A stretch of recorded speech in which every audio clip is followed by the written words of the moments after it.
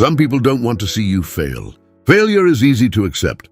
Failure keeps you predictable. Failure keeps you in your place. What truly unsettles people is something far more dangerous. They don't fear your failure.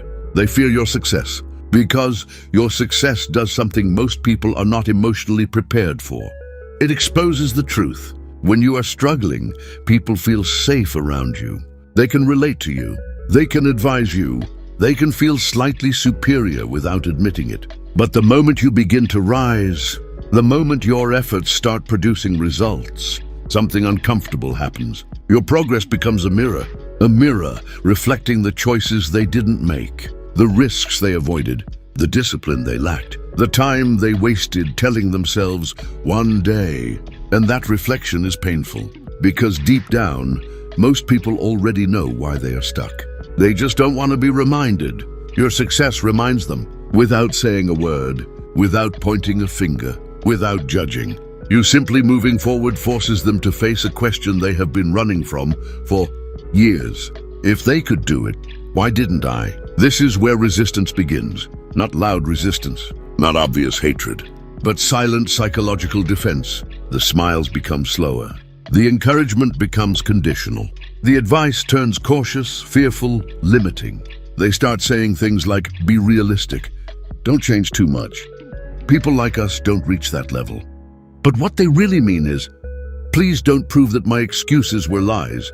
Because as long as you were struggling, their excuses felt valid. As long as you were dreaming, but not acting, they felt safe. But now your growth is evidence. Evidence that success is not magic. Evidence that consistency matters. Evidence that fear can be defeated. And evidence is dangerous to people who survive on excuses. This is why some people don't celebrate your wins. They downplay them. They ignore them. They act unimpressed. Not because your success is small, but because acknowledging it would destroy the story they tell themselves to sleep at night. And here is the most uncomfortable truth of all. The people who secretly don't want to see you succeed are often the people closest to you. Friends, relatives, colleagues, people who were comfortable with you. As long as you stayed where they were, your success threatens the emotional balance of the relationship. Because now they are no longer ahead, no longer equal, no longer needed in the same way. And instead of growing with you, they try to slow you down, not by attacking you, but by doubting you. Not by opposing you, but by distracting you. They don't want you to fail completely. They want you to stay close enough to success to talk about it, but never far enough to escape them. This is why your biggest obstacle is rarely an enemy. It is familiarity. It is comfort. It is the quiet resistance of people who benefit from you staying small. In this video, we are going to expose the hidden psychology behind this resistance. We will break down why success creates distance, why growth makes people uncomfortable, why some people only support you until you outgrow them, and why outgrowing people is not arrogance, it is evolution. If you have ever felt unsupported while improving, if you have ever sensed discouragement disguised as concern, if you have ever wondered why certain people changed the moment you started winning, this video will answer everything. And by the end, you will understand one powerful truth. Not everyone who walks with you is meant to rise with you. Success is a mirror most people can't face. Success is not just an outcome. It is not money, status, or recognition. Success is a mirror, and most people are not afraid of failure. They are afraid of what success reveals. When you are struggling, people look at you comfortably. They see someone familiar, someone safe, someone who does not challenge their self-image. But the moment you begin to improve, even slightly, the way people look at you changes. Because now, they are no longer just looking at you. They are looking at themselves. Your progress quietly reflects something they have spent years avoiding, their unused potential. And unused potential is one of the most painful psychological realities a human can face. Most people do not fail because they are incapable. They fail because they slowly accept a story. This is just how life is. They repeat it until it feels true. But when someone from the same environment, the same background, the same limitations, starts moving ahead, that story begins to collapse. Your success sends a silent message. It was possible. And possibility is dangerous because possibility destroys comfort. It forces comparison. It forces self-questioning. It forces responsibility. Psychologically, this creates what experts call ego threat. An ego threat occurs when another person's growth challenges the identity you have built. To protect yourself from regret, questions begin to surface. Why didn't I try harder? Why did I waste so much time? Why did I settle so early? These questions are heavy. They bring guilt, they bring shame, they bring awareness. And awareness is painful when it comes too late. So instead of facing these questions honestly, the mind looks for a shortcut. It looks for someone to blame, and that someone becomes the mirror. You. This is why people don't openly celebrate your success. They may smile, they may say congratulations, but inside, something tightens. Because your growth feels like an accusation, even though you never accused anyone. You didn't say you were lazy. You didn't say you made excuses. You didn't say you wasted your time. But your actions said it for you. And actions are louder than words. This is why some people feel irritated by motivated individuals. Not because motivation is annoying, but because motivation exposes their lack of action. Your discipline highlights their inconsistency. Your consistency highlights their comfort. Your courage highlights their fear, and fear hates exposure. So the mind begins to protect itself. People start rewriting your story. You got lucky. You had support. You were privileged. These explanations are not about accuracy. They are about emotional survival. Because admitting that your success came from effort would mean admitting that their failure came from choices. And that truth is too heavy for many people to carry. So instead, they minimize your journey. They reduce years of struggle into overnight success. They ignore the sacrifices.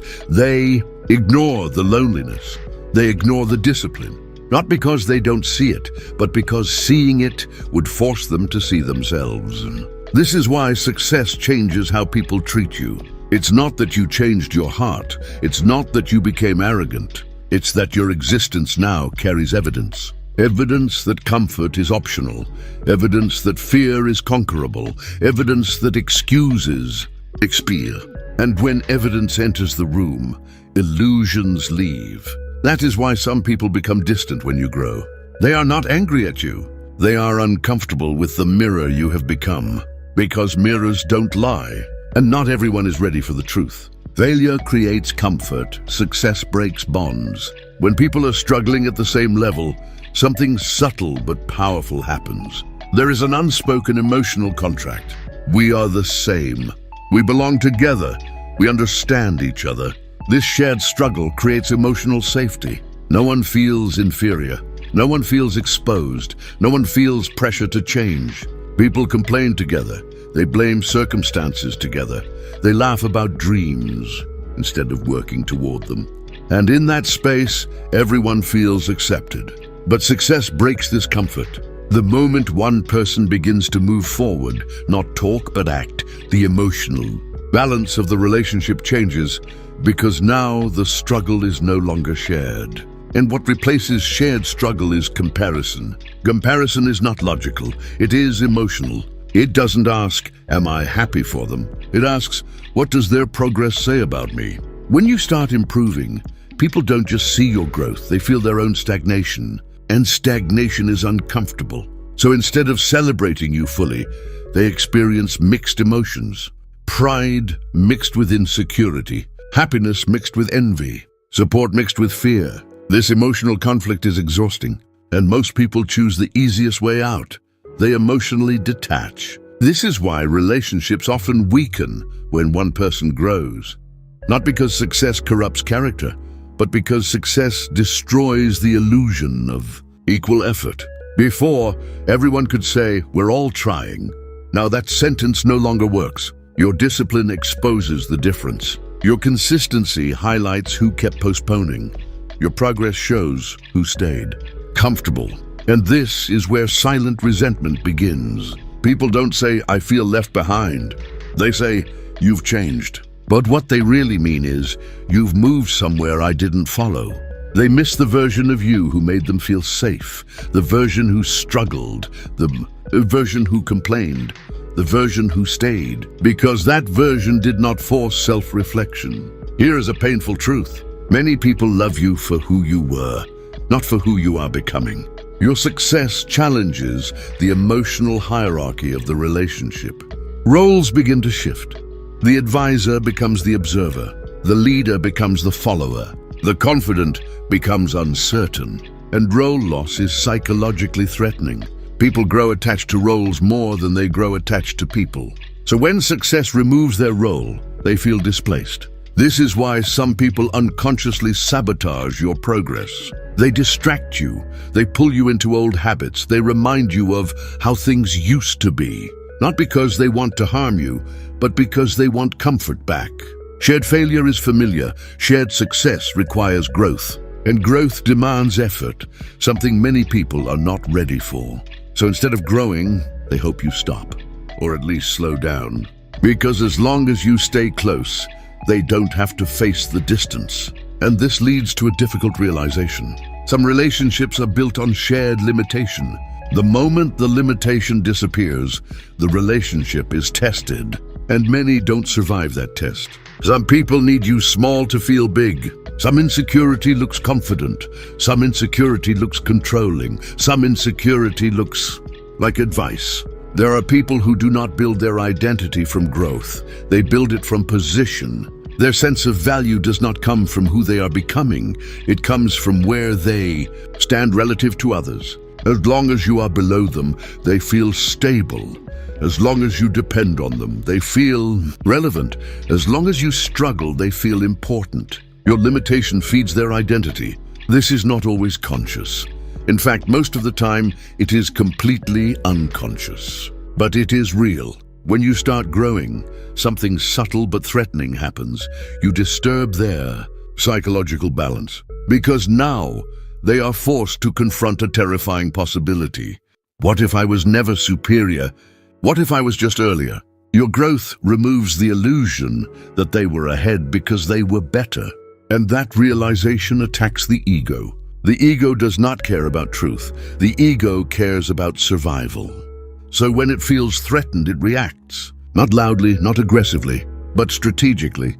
They begin to remind you of your past.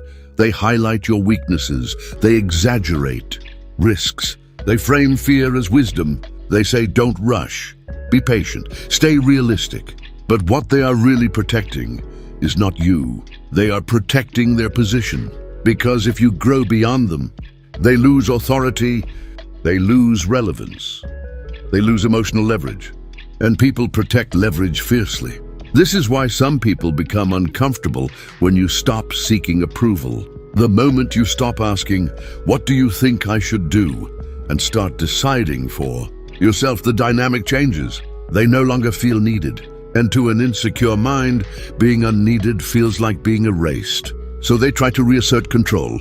They give unsolicited advice. They question your decisions. They subtly undermine your confidence. Not because your decisions are wrong, but because your independence threatens them. Here is a hard truth most people never accept. Some people love you, but only in a way that keeps them above you. They enjoy being the helper, the guide, the one who knows better. But they cannot tolerate becoming the equal, or worse, the one who has to learn from you. Your success flips the hierarchy, and hierarchy loss feels like humiliation to an ego-driven person. This is why your growth often triggers resistance from people who once supported you. They supported you when support kept them superior. They resist you when growth makes you independent. This is not friendship. This is psychological dependency. They need you small because your smallness validates their bigness. And when that validation disappears, they feel empty. So they try to restore it, not by improving themselves, but by pulling you back. This is why the pressure feels subtle. They don't say, "Don't succeed." They say, "Don't change." But change is the price of success. And anyone who asks you not to change is asking you not to grow. Envy that pretends to care, They imagine jealousy as anger, insults, or open hostility. They expect envy to look aggressive. But real envy is far more intelligent than that.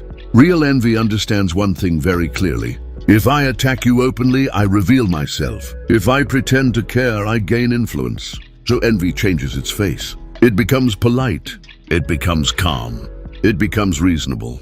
It speaks softly and says, "I'm just worried about you." This is the most dangerous form of envy because it does not feel like opposition. It feels like protection. When someone openly hates you, your mind becomes alert. You prepare. You defend yourself. But when someone doubts you for your own good, you lower your guard. And that is exactly what hidden envy wants. Psychologically, this type of envy is driven by fear, not hatred. Fear of comparison, fear of exposure, fear of falling behind.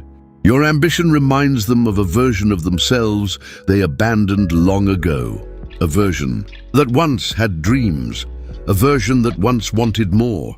Seeing you pursue what they gave up creates internal tension, and instead of confronting that tension honestly, they attempt to neutralize it by slowing you down, not by discouraging you directly, but by planting doubt. They ask questions that sound innocent. Do you really think this will work? Have you thought about what could go wrong? Isn't it safer to wait a little longer? Each question carries uncertainty, and uncertainty is powerful. Because a confident person moves fast, a doubtful person hesitates. Envy does not want to stop you completely. That would be too obvious. Envy wants to delay you. Delay gives time for fear to grow. Delay allows motivation to fade. Delay creates overthinking, and overthinking kills momentum. This is why envious concern often appears at critical moments, right before you take action, right before you commit, right before you risk, right before you break out. They don't speak when you are dreaming. They speak when you are about to do. Because dreams are harmless, action is threatening. Another important truth. Envy hates results but loves potential. Potential feels safe. It is still abstract. It does not force comparison. People will happily support your dreams as long as they remain dreams. They will say, "You're talented. You have so much potential. You could really make it someday." But the moment potential turns into discipline, support becomes quieter. Because discipline leads to results, and results remove excuses. This is why some people change the moment you start showing consistency. Not because they stopped caring, but because your consistency highlights their inconsistency. Your routine makes their procrastination visible. Your focus makes their distraction obvious. Your sacrifice makes their comfort uncomfortable. And here is where envy becomes passive-aggressive. They stop responding quickly. They stop asking about your progress. They stop celebrating small wins. Silence replaces encouragement. This silence is not neutral. It is emotional withdrawal, a way of saying, "I can't emotionally handle watching you move ahead." But instead of admitting that, they justify it internally. They're too busy now. They think they're better. They've changed. This justification protects their ego, because admitting envy would require honesty, and honesty would require growth. So they choose emotional distance. Another form of envious care is selective realism. They suddenly become experts on risk. They emphasize everything that could go wrong. They remind you of worst-case scenarios. But notice something important. They rarely offer solutions. They rarely offer support. They rarely offer help. They only offer caution, because caution keeps you where you are. They say, "I just don't want you to get hurt." But what they really fear is not your pain. They fear your success, because success would confirm that fear was unnecessary, and unnecessary fear feels foolish in hindsight. This is why envious care often targets your confidence. Not your skills, not your intelligence, but your belief. They subtly question, "Are you really ready? Are you really capable? Is this really for you?" They aim for the one thing you need to move forward: certainty. When certainty weakens, action slows. Once action slows, momentum dies. And envy wins without ever looking like an enemy.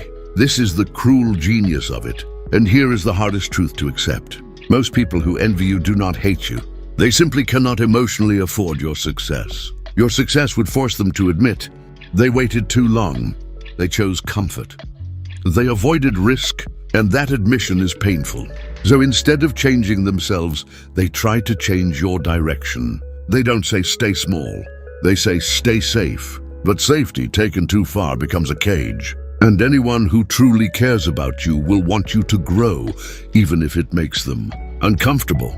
Anyone who only supports you when you stay predictable was never supporting you. They were supporting the version of you that felt safe to them. Your success destroys their excuses. They fail through delay, through comfort, through excuses that sound reasonable enough to accept. Excuses are not just explanations, they are emotional shields. They protect people from guilt, they protect people from responsibility, they protect people from the painful truth that change was always possible. For years, many people survive on sentences like, I didn't have the right opportunities. I wasn't lucky enough. The system is unfair. It's not that simple. And as long as everyone around them stays at the same level, these excuses feel valid. No one questions them, no one challenges them, no one proves otherwise. But the moment you succeed, something dangerous happens. Their excuses start collapsing. Because you came from the same place, you faced similar limitations, you dealt with the same environment, and yet you moved forward. Your success does not just inspire, it invalidates. It invalidates the idea that nothing could be done.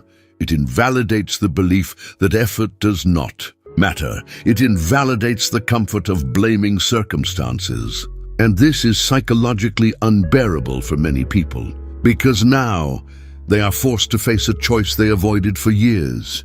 Either A, accept responsibility for their inaction, or B, discredit your success. Most people choose option B, not because it is true, but because it is emotionally cheaper.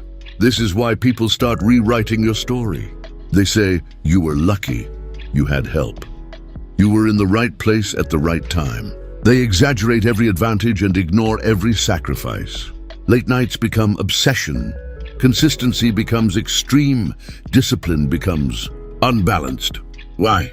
Because acknowledging your effort would mean acknowledging their lack of effort. And that hurts the ego. Psychologically, this reaction is known as cognitive dissonance. Cognitive dissonance happens when reality clashes with deeply held beliefs. Their belief, I did my best. Your success says, maybe you didn't. This clash creates mental pain, and the mind desperately tries to reduce that pain. So instead of changing the belief, it attacks the evidence. You become the evidence. This is why people don't just ignore your success. They minimize it.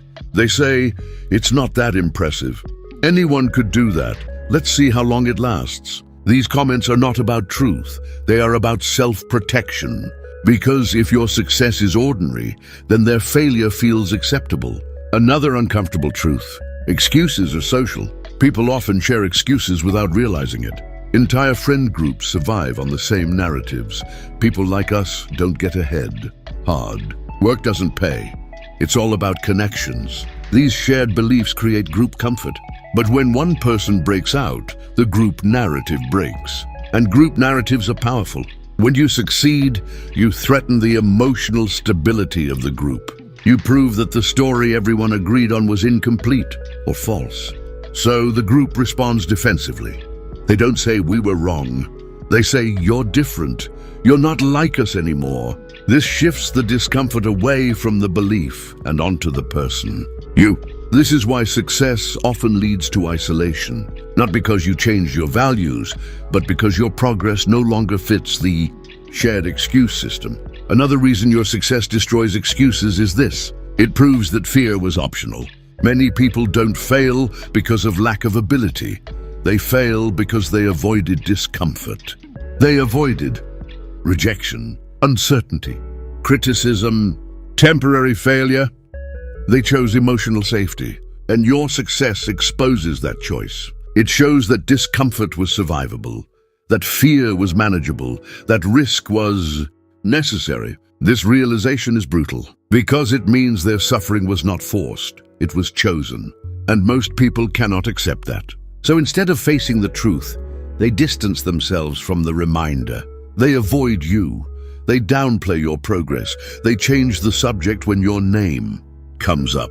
Not because they hate you, but because being around you feels like standing in front of a mirror they no longer want to look into. Here is the most important realization of this part. People don't resent your success because it makes you better. They resent it because it makes their excuses weaker. Your existence becomes proof that action matters. Discipline compounds. Time responds to effort, and proof is dangerous to a life built on delay. So when people resist your growth, understand this clearly. You are not threatening them personally. You are threatening the story they tell themselves to avoid change. And stories once threatened are defended fiercely. Success breaks unspoken agreements. Most relationships are not built only on words. They are built on silent agreements. Agreements that are never discussed, never acknowledged, but deeply felt. Unspoken agreements like, we stay at the same level. We don't outgrow each other. We remain familiar. These agreements are not created consciously. They form slowly through habit, comfort, and shared routine. When people spend years together at the same stage of life, their minds quietly assume stability. Nothing will change too much. No one will move too far. Everyone will remain accessible. This creates emotional predictability. And the human brain loves predictability. But success breaks predictability. When you begin to grow, mentally, financially, emotionally, you unknowingly violate these silent contracts. Not because you promised anything, not because you owed anyone stability, but because your growth disrupts expectations they never questioned. Suddenly, the future they imagined feels uncertain. They thought, we will always be similar. We will always understand each other. We will always need each other in the same way. Your success challenges these assumptions, and people react strongly when assumptions collapse. This is why some people feel betrayed by your growth. Even when you never betrayed them, they don't say it directly, but emotionally they feel you were not supposed to change. This feeling creates confusion. They can't accuse you openly. They can't logically explain their discomfort, so it comes out sideways. Passive comments, emotional distance, subtle guilt. They might say, you don't have time for us anymore. You're different now. You're always busy. But the real pain is deeper. Your success threatens their sense of continuity. People don't just attach to individuals, they attach to versions of people. They attach to how you made them feel, to the role you played in their life, to the balance you maintained. When you grow, those roles change, and role change feels like loss. For example, the friend who always gave advice now feels irrelevant. The relative who felt superior now feels uncertain. The person who enjoyed being needed now feels unnecessary. This loss is not material, it is psychological. And psychological loss hurts more than people admit. So instead of adjusting to the new reality, many people attempt to restore the old one. They pull you back into old conversations, old habits, old limitations. They remind you of who you used to be, not to support you, but to preserve the agreement you unknowingly broke. This is where guilt becomes a tool. They imply that growth equals abandonment, that ambition equals selfishness, that change equals disloyalty. But here is the truth. Growth is not betrayal, it is evolution. And evolution always breaks old agreements. Another uncomfortable reality. Some people benefit from your stagnation, not financially, but emotionally. Your dependence gives them importance. Your uncertainty gives them relevance. Your limitation gives them purpose. When you succeed, those benefits disappear. And people rarely give up benefits willingly. So they resist your growth, not because they are evil, but because they are attached to the emotional rewards of the old dynamic. This is why resistance often comes from those who were closest. Strangers never made silent agreements with you. They never expected you to stay the same. But familiar people did. And familiarity creates entitlement. They feel entitled to your time, your attention, your emotional availability. Your success threatens that entitlement because success requires focus, boundaries, selective energy. And boundaries feel like rejection to those who are used to unlimited access. This is why success often forces you to make uncomfortable choices. You can't grow and remain equally available to everyone. You can't evolve and maintain every old dynamic. You can't move forward without leaving some things behind. And that is not cruelty. That is reality. Here is the hardest part to accept. Some relationships are built on who you were, not on who you are becoming. When you change, they don't know how to relate to you anymore. So instead of learning, they resist. Instead of adapting, they criticize. Instead of growing, they cling. This is not your responsibility to fix. You are not required to pause your growth to preserve someone else's comfort. You are not obligated to stay small to keep relationships intact. Because relationships that only survive stagnation were never meant to grow with you. And this leads to an important realization. Success does not destroy relationships. It reveals which ones were conditional. Fear of being left behind. Not everyone who resists your success is jealous. Some people are simply afraid. Afraid of losing relevance. Afraid of losing access. Afraid of being left behind. This fear is quiet, emotional, and deeply human. When people are used to growing at the same pace as you, your sudden acceleration feels like abandonment, even if you never left, even if you never changed your behavior toward them, even if you never said goodbye. Your movement alone creates fear, because in their mind, growth equals distance. They begin to imagine a future where you no longer need them, you no longer include them, you no longer relate to them. And that imagined future hurts. This is why some people start reacting before anything actually happens. They anticipate loss, they prepare for rejection, they emotionally defend themselves in advance. Psychologically, this is called anticipatory abandonment. They feel abandoned before they are abandoned. And when people feel this fear, they often behave in ways that guarantee the very outcome. They fear, they cling, they guilt, they distract, they discourage. Not because they want to harm you, but because they are trying to keep you close. They say things like, "Don't forget where you came from. You're changing. You're not the same anymore." But what they are really saying is, "I'm scared of losing my place in your life." This fear becomes stronger when your success creates independence. Independence is threatening to people who built emotional security on constant proximity and shared limitation. When you were both struggling, connection felt natural. But when you grow, connection requires adaptation, and adaptation requires effort. Many people would rather emotionally pull you back than emotionally catch up. This is where subtle sabotage begins. They distract you with old habits. They pull you into unnecessary drama. They create emotional urgency where none exists. Why? Because urgency steals focus, and focus is what fuels growth. They may not consciously plan this, but emotionally, they are trying to slow you down so the distance doesn't grow too fast. Another reason this fear intensifies is identity attachment. Some people define themselves through association. I am close to this person. I matter because this person needs me. I belong because I am included. When you grow beyond their identity framework, they feel threatened, not by your success, but by the loss of identity it may cause. So they try to preserve the old dynamic. They remind you of shared memories. They emphasize loyalty. They frame distance as betrayal. But loyalty is not measured by stagnation. True loyalty allows growth, even if it creates discomfort. Another painful truth. People who fear being left behind often resist growing themselves. They want proximity without transformation, connection without effort, belonging without change. But life does not work that way. Growth changes dynamics. Success reshapes relationships. Evolution requires adjustment.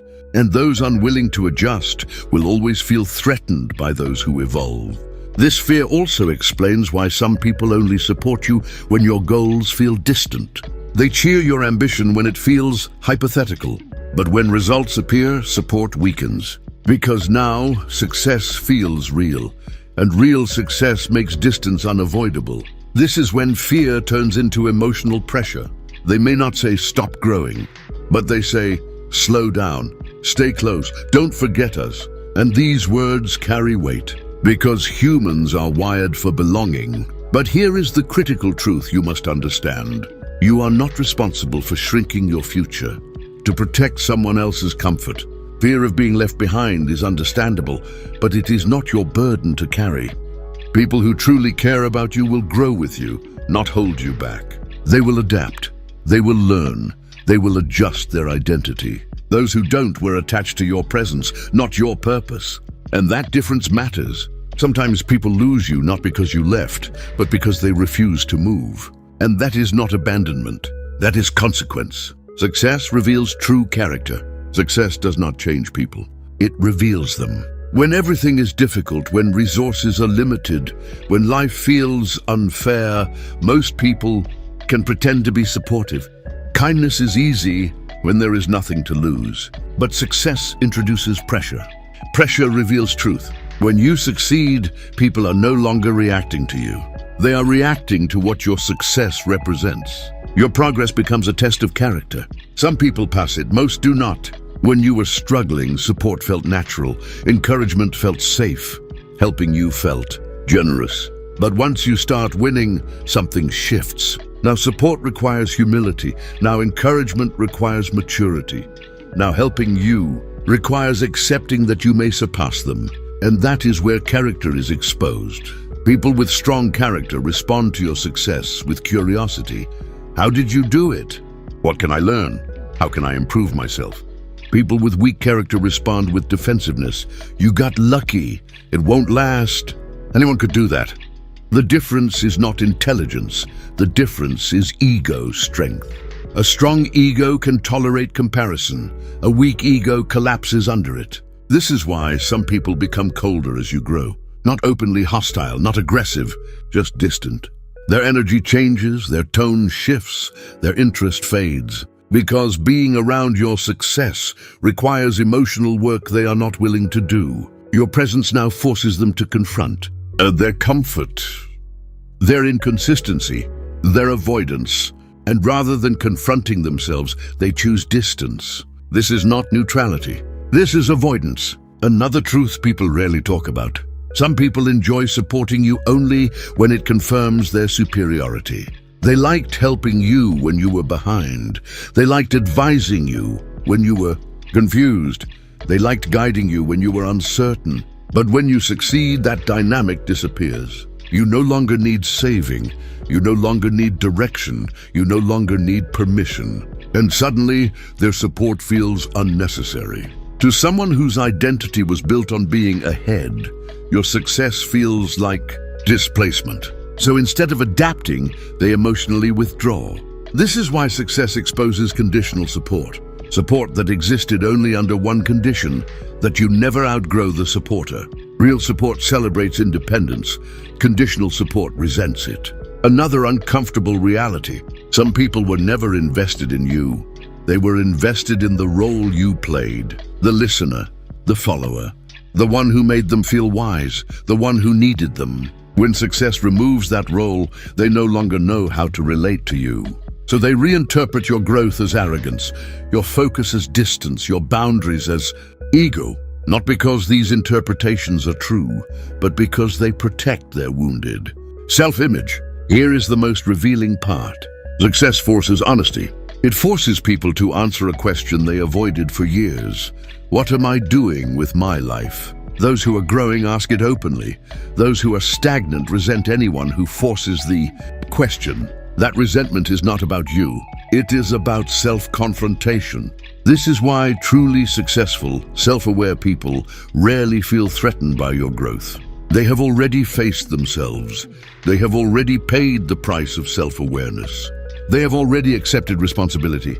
So your success feels familiar to them. But insecure people avoid self-confrontation.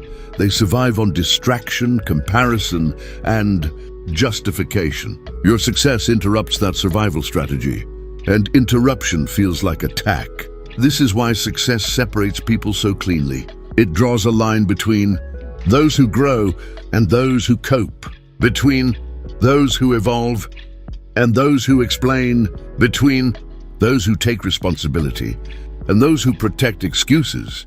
Success does not create this divide. It simply makes it visible. And here is the final truth of this part. The pain you feel when people change after your success is not loss. It is clarity.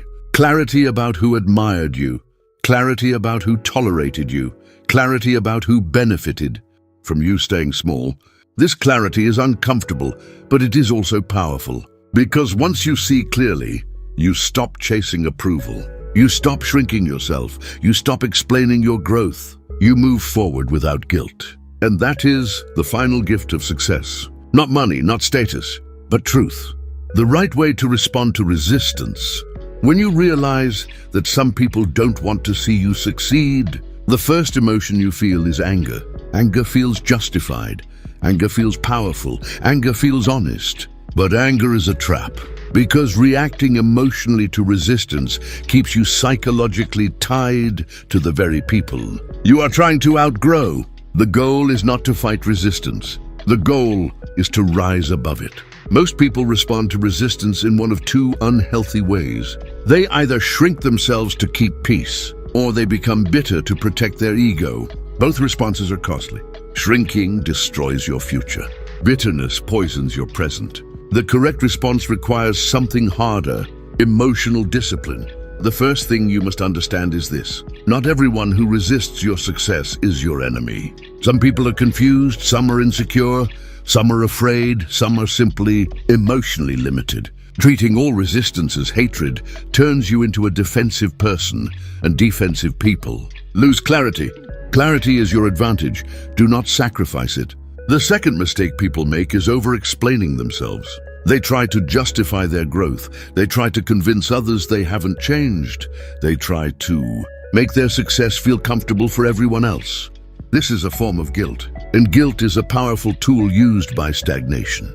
Here is the truth: growth does not require permission. The moment you start explaining your ambition, you place it up for debate. And your future should never be debated by people who are not building one themselves. Silence is not weakness here. Silence is self-respect. Another important principle: do not downgrade your dreams to match someone else's comfort. People who truly care about you will feel challenged, but inspired. People who feel threatened will demand you stay familiar.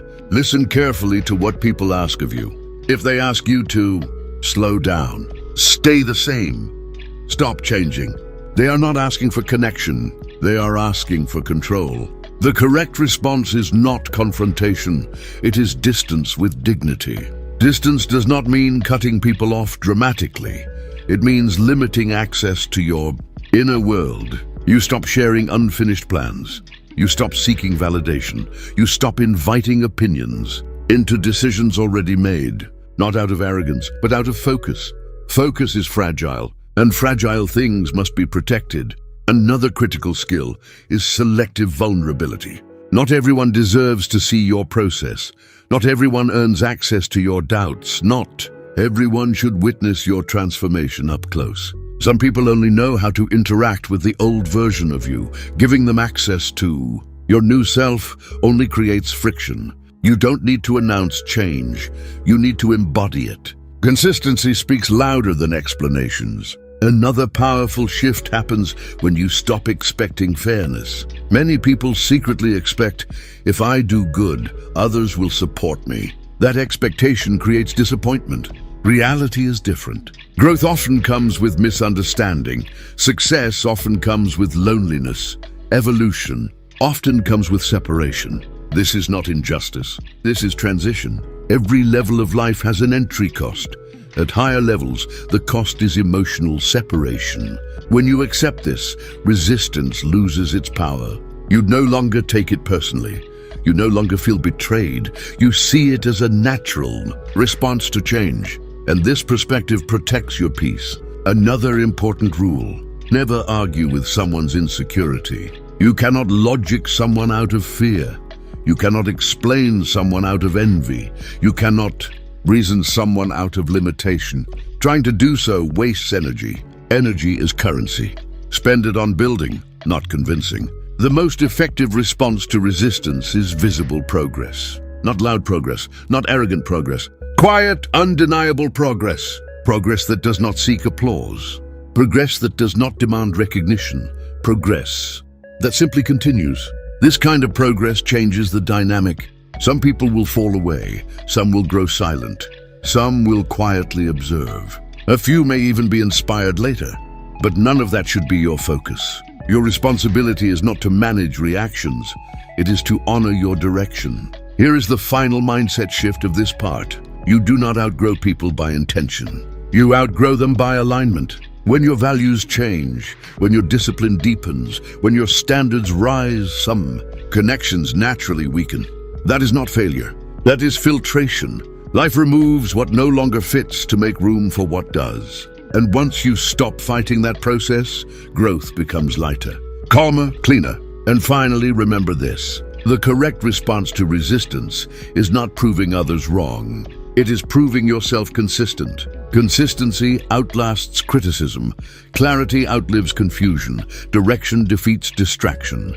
And anyone who truly belongs in your future will adjust to your growth, not demand you. Reverse it. The quiet truth about growth. At some point in your life, you will realize something painful, but freeing. Not everyone who started the journey with you was meant to finish it with you, and that realization does not arrive loudly.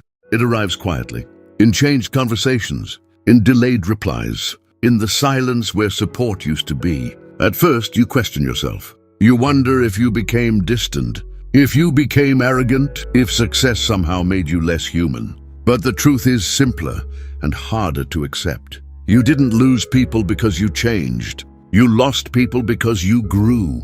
Growth does not ask for permission. Growth does not negotiate comfort. Growth does not wait for emotional readiness. Growth moves, and anything that cannot move with it eventually gets left behind.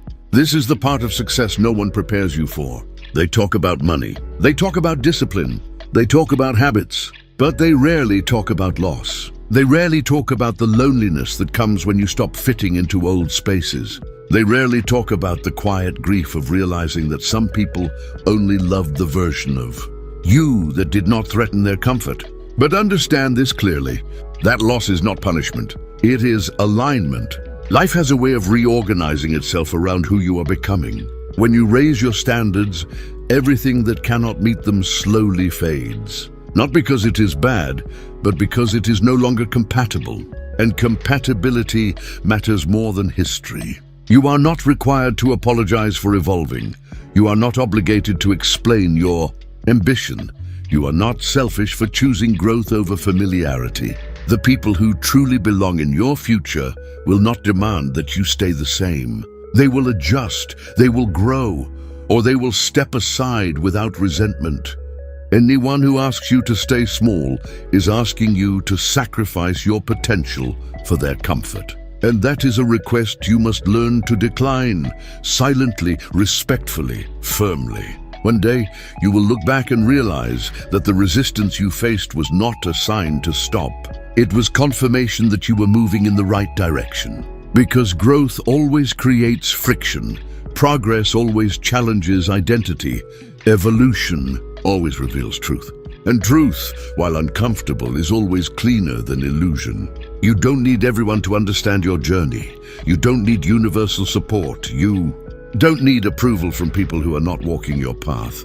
You need clarity, you need consistency, you need courage.